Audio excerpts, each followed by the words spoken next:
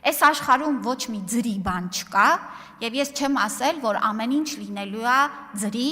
անվճար եւ բոլոր ծառայությունները, այլ հակառակը։ Ես հստակ կերպով ներկայացրել եմ, որ լինելու է ապահովագրական փաթեթ, որը ներառելու է կոնկրետ շրջանակ ծառայությունների եւ մեր կողմից այո սկզբունքը այսպիսինն է ներառել բոլորին,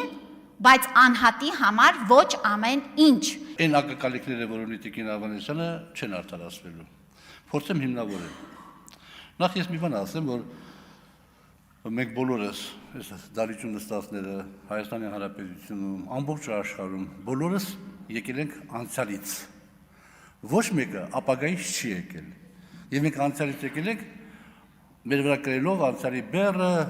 լավ բաները, վատ բաները եւ այլ եւ այլ։ Հետեւաբար հիմա ինչ որ կասեմ, ես խնդրում եմ, որ մեկը այլ կերպ չհասկանա։ Երբ որ դուք բերում եք Տիկին Ավանեսյան օրինակը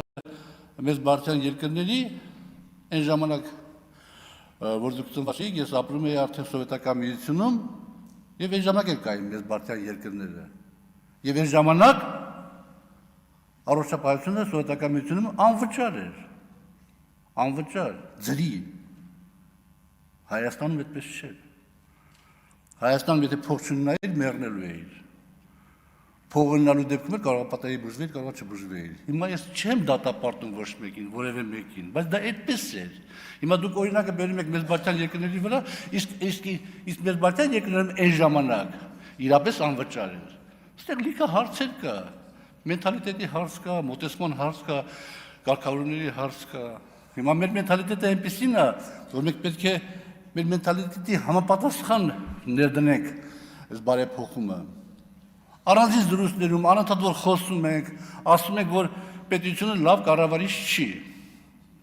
Մեր դեպքում 10 անգամ կառավարությունը կողմ լավ կառավարիչ չի։ Մեր դեպքում պետք է դա բացատրենք 10 գործակցով։ Եվ օրինակները ունենք։ Եվ հետեւաբար պետք է մենք ուրիշ մեխանիզմով գնայինք։ Պետական համակարգ եւ մասնավոր համակարգ։ Իրար զուգահեռաբար։ Ճիշտ է, Տիկին Ավանեսյան, դուք ասում եք, բայց ոնց կլինի, ոնց կարգավորենք երիտասարդների հետ մասնավոր համակարգ, իսկ տարեցների մենք վերցնենք պետության վրա, չէ, հանգիստ կարելի է ցանկության դեպքում հավասարակշռված, ասենք ինչ-որ բաներ, մեխանիզմներ մշակել եւ այդ հավասարակշռված մեխանիզմներով գնալ առաջ։ Հիմա ես շատ չեմ ուսումնասիրել բնականաբար, իմ դատողությունները շատերը տրամաբանության հիման վրա են, բայց ես խիստ կասկածում եմ, որ որևէ երկիր գնացել է այն ճանապարհով, որով հիմա մենք եք եթում։ Կեսաթոշակառուներին, ասենք այդ անապահով խավին միանգամից ներգրավելով այդ համակարգի մեջ։ Դուք պատկերացնում եք ինչա տեղի ունենալու հունվարից հետո։ Հունվարից հետո, հունվարի 3-ից հետո դուք պատկերացնում եք ինչա տեղի ունենալու։ Ինչ հոսք է լինելու։ Եվ պարոն Բագրատյանն այդ հարցը բարձրացրեց։ Եվ այդ հոսքի պատճառով մարտ-ապրիլ ամսին այդ նախատեսված գումարները ավարտվելու են։ Դուք դա հաշվարկել եք, իհարկե դուք պատասխանելով իմ հարցին ասացիք, որ 30% հաշվարկել եք, որ 30% կավելանա, ես չգիտեմ ինչի վրա է 30% ավելանը, որ հասկանամ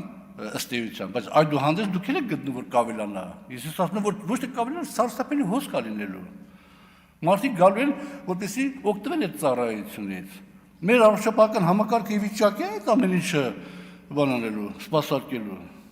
Այստեղ ես կարծում եմ, որ միջևեր հաշվարկված չի, մտածված չի այդ իմաստով, շատ կուզեի սխալված լինել, բայց այդուհանդերձ Պարոն Բագրատյանն այդ հարցը բարձրացրեց, խնդրում եմ պատասխանեք, դուք չհասցրեցիք ուղղակի իմ հարցերից մեկին պատասխանել, Տիկին Ավանեսյան։ Եթե գումարները վերջանան նախատեսված, ի՞նչ է տեղի ունենալու։ Խոսքը գնում է մոտ 200 միլիարդ լրացուցիչ դրամի մասին։ Եթե պետք լինի, որպեսզի մենք այն որ առաջարկում ենք մեր քաղաքացիներին կարողանանք այդ ամեն ինչի տակից դուրս գանք։